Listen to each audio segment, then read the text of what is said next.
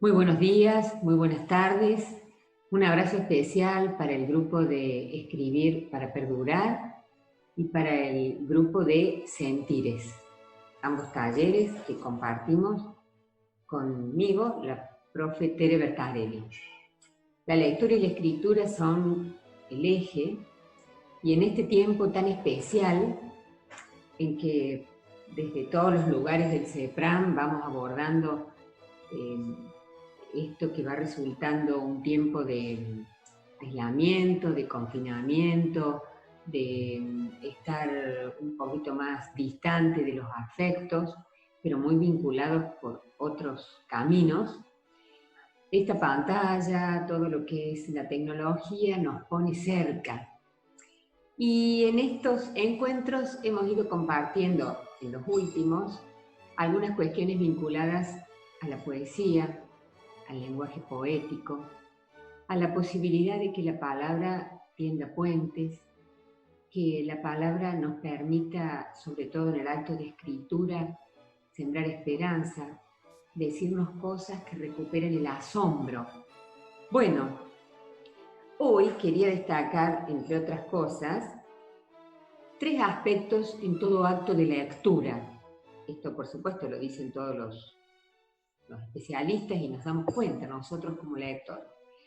En el acto de leer se conjugan el texto, la particular manera en que leo el texto y las circunstancias en que lo abordo. De manera que es el texto, más la particular manera de leer ese texto que se lee, más las circunstancias. Todo eso hace que, como resultado, ninguna lectura sea igual de un lector a otro. Cada lector aborda los textos con cuestiones personales, con su visión de mundo, con su ideología, con los ecos de vivencias, ¿verdad? Bien, 2. Todo texto literario, todo texto ficcional, a ello nos referimos, más allá de que en publicidad y en la vida cotidiana también pasa esto, pero todo texto literario tiene un carácter fuertemente polisémico, un carácter fuertemente sugeridor. Si separamos la palabra polisemia, muchos significados, o más de un significado, vendríamos a recuperar el valor de aquella segunda historia de la que hemos hablado, una historia que se lee y la historia que subyace.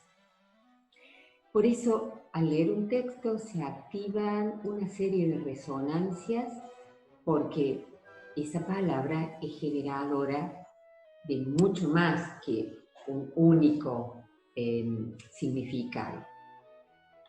Y en tercer lugar, destacamos el fuerte poder del lector que se adentra en el texto, intenta descifrar lo que dice y a su vez es absorbido por las palabras del texto. Y en ese encuentro de lo que yo leo y de lo que el texto me hace leer, de lo que leo y además de lo que aún con la luz apagada sigo leyendo del texto, está el magnífico entramado de la sugerencia, de la polisemia, de la connotación. Bien. Y un aspecto más es que tomamos toda lectura como un acto lleno de gestos y de cargas afectivas e ideológicas.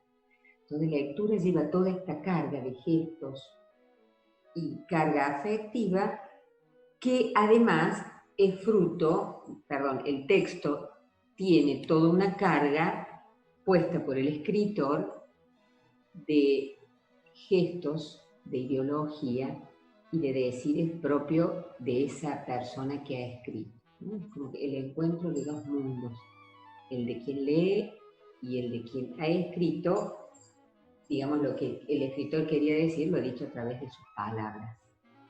Bien. Vamos entonces, recuperando esta figura del lector, de la circunstancia y del modo en que lee, vamos a recuperar un poema de Mario Benedetti, La palabra.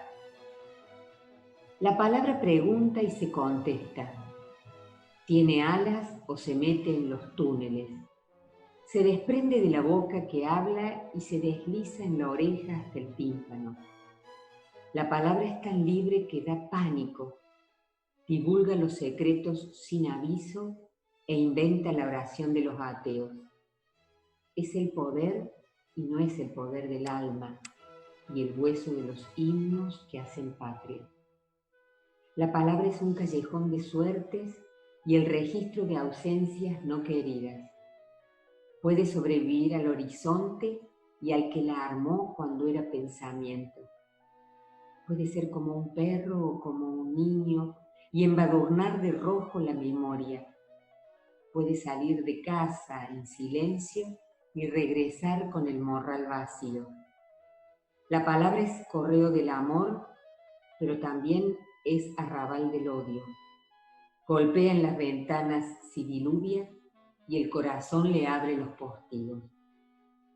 Y ya que la palabra besa y muerde, mejor la devolvemos al futuro. Mario Benedetti. Cuando leemos un poema, uno no quiere sobreabundar en el análisis. Quiero destacar simplemente que aquí hay una estructura en estrofas y que la palabra como reiteración, como anáfora, ha permitido construir una serie de metáforas, darle de alguna manera cierta personificación, ¿no? La palabra se pregunta y se contesta. Esto hace que, de alguna manera, el lenguaje poético sea aquel que más ruptura presente, aquel que se aleje más del decir de todos los días y aún del decir de la prosa, aunque bien sabemos, lo hemos dicho, hay prosa poética. Voy a leer un fragmentito de Alejandra Pizarnik, poeta argentina, que quiso hablar de la poesía y habla de la poesía como una relación de a tres. Veamos qué desarrolla ella, es muy breve. Si me preguntan para quién escribo, me preguntan por el destinatario de mis poemas. La pregunta garantiza, tácitamente, la existencia del personaje. De modo que somos tres, dice Alejandra Pizarnik. Yo, el poema y el destinatario. Cuando termino un poema, no lo he terminado. En verdad lo abandono y el poema ya no es mío. O, exactamente, el poema existe apenas. A partir de ese momento, el triángulo ideal depende del destinatario o lector. Únicamente el lector puede terminar el poema inacabado, rescatar sus múltiples sentidos, agregarle otros nuevos. Terminar equivale aquí a dar vida nuevamente, a recrear. Pizarnik, esto lo dijo en 1994, y realmente nos dice de mejor modo que el que señalaba yo, este cruce, esta construcción que termina haciendo el lector, y por ello ni lo que lee A es interpretado igual o exactamente igual a la lectura de B, ni A interpreta lo mismo en el mismo texto pasados los años. En eso siempre recuerdo la lectura del Principito, que la debo haber hecho, era muy chica, y cuando la abordé de nuevo, bueno, uno descubre otros sentidos, y la abordamos más tarde, y seguimos hincándole allí el diente a una obra de esas que llamamos clásicos, porque siempre le seguimos encontrando nuevos sentidos, nuevas riquezas. Bien, vamos a hacer como no sé si una transición, pero vamos a abandonar lo específicamente vinculado a la poesía para leer, para dar paso, sí, a un texto de ficción que usará lenguaje poético, lenguaje sugeridor, lenguaje connotativo, y acercarnos hoy a un poeta, un escritor que además estuvo marcado por la música, compositor y pianista. Leyendo muchos de sus cuentos se nota que los personajes son músicos, entonces algunos expresan que, bueno, ¿dónde está el autor? ¿Dónde está el narrador? Digamos que este autor elige para sus muchas historias que el protagonista sea músico. Bien, este hombre es Felisberto Hernández. Felisberto Hernández, nacido en Montevideo en 1902 y murió en 1963. Por allí leí también en 1964. Nació en Montevideo. Lo que me impacta es algo que leí así como de esas anécdotas que todavía jerarquizan un poquito más al autor. No es muy conocido, para nosotros quizás, un hombre importante en la cultura uruguaya. Pero fíjense esto, ¿no? En el año 2002 se le realiza un homenaje a Felisberto Hernández con motivo del centenario de su nacimiento. Se abrió este acto con un telegrama del premio Nobel colombiano Gabriel García Márquez. ¿Qué decía Gabriel García Márquez en este telegrama? Reconocía que de no haber leído a Felisberto, nunca hubiese llegado a ser el escritor que fue. Me pareció como, no sé, esas gratitudes o esas huellas que alguien señala en público, por supuesto, a 100 años de nacido este hombre, ya muerto, pero también me recuerda en esta línea en la que nosotros estamos, como de recuperar huellas de lectura, espacios en los que leímos, aquello que hemos llamado textoteca, la memoria de los textos, la memoria narrativa. En fin, me gustó que Gabriel García Márquez reconocía que Felisberto Hernández había dejado una impronta fuerte en él. ¿Qué vamos a leer de este autor uruguayo? Un cuento que se llama La pelota. Algunos lo conocerán, otros no, no es muy extenso. Recuperamos el narrador en primera persona y ya van a ver desde dónde o qué se dice en esta historia. Cuando yo tenía 8 años, pasé una larga temporada con mi abuela en una casita pobre. Una tarde le pedí muchas veces una pelota de varios colores que yo veía a cada momento en el almacén. Al principio mi abuela me dijo que no podía comprármela y que no la cargoseara. Después me amenazó con pegarme, pero al rato y desde la puerta de la casita, pronto para correr, yo le volví a pedir que me comprara la pelota. Pasaron unos instantes y cuando ella se levantó de la máquina donde cosía, yo salí corriendo. Sin embargo, ella no me persiguió.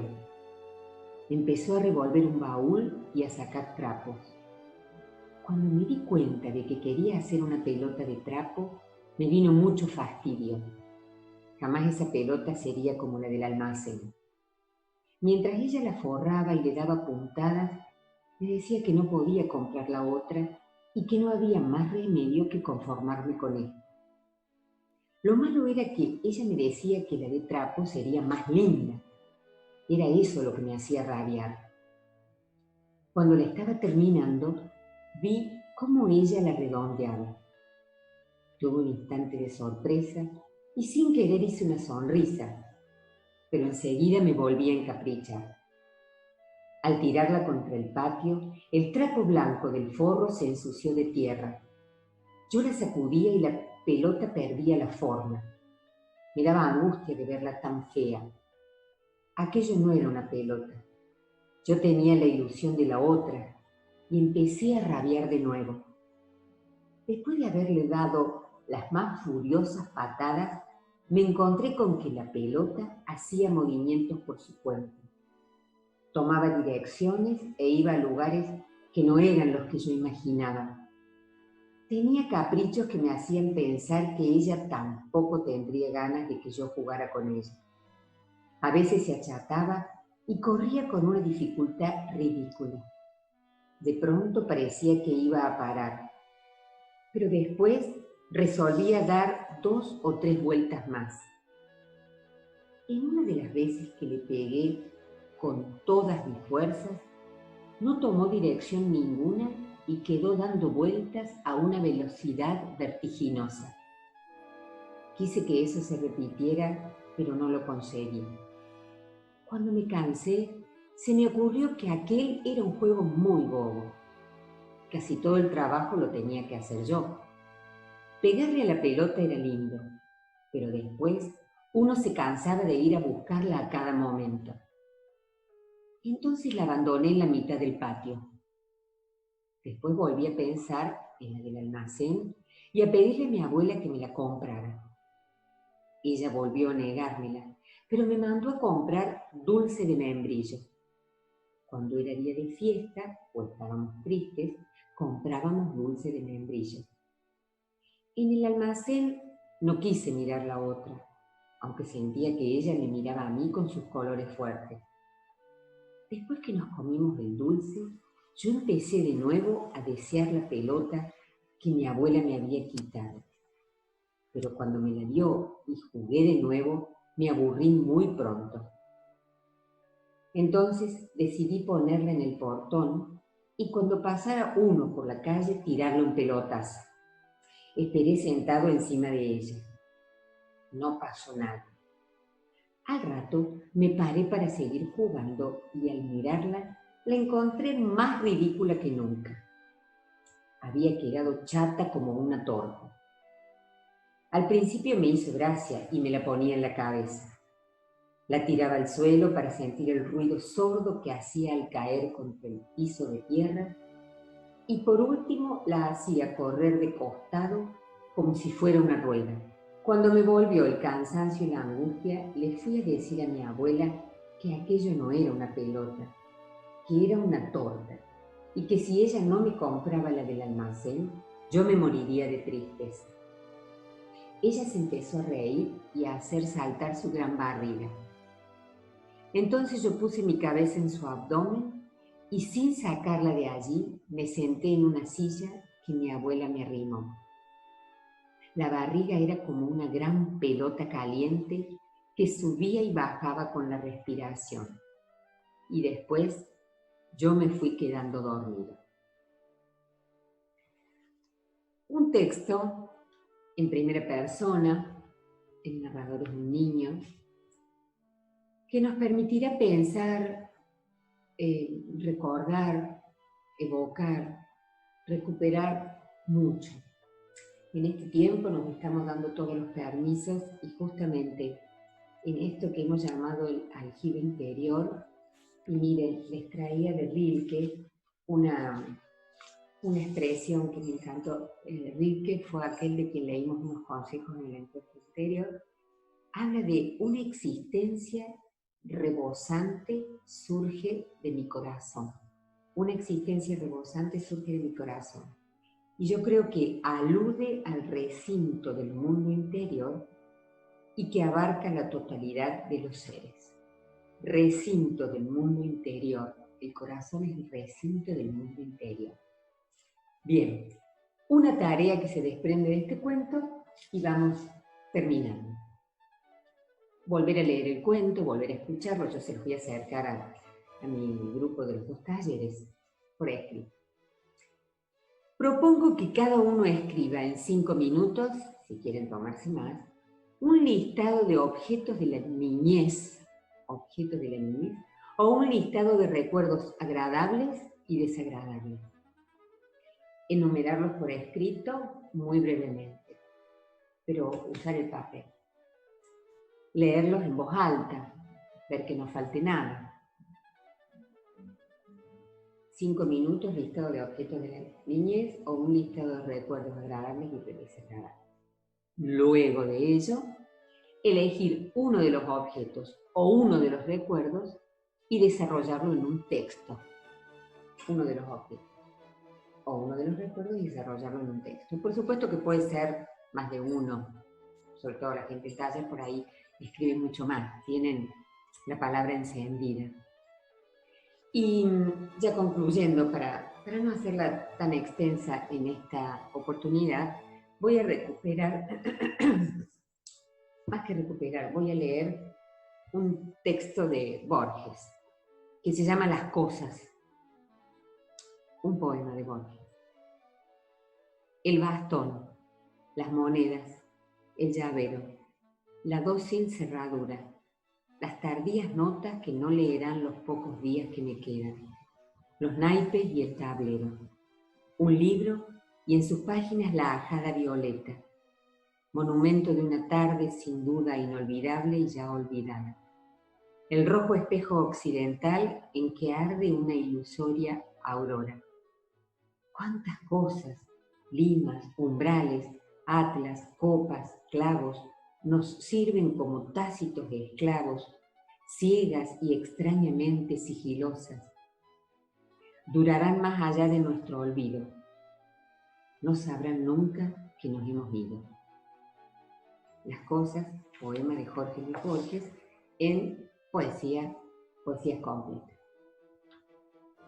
Que podamos seguir compartiendo lecturas, escritura, que pueda seguir encendida la esperanza y que el recinto de nuestro corazón tenga las mejores vivencias para poder escribir y conversar con nosotros mismos. Hasta la próxima, un abrazo, un cariño grande, una convicción. Tenemos que seguir unidos. El CEPRAN nos acompaña y la lectura y la escritura, ratifico que una vez más son buena compañía.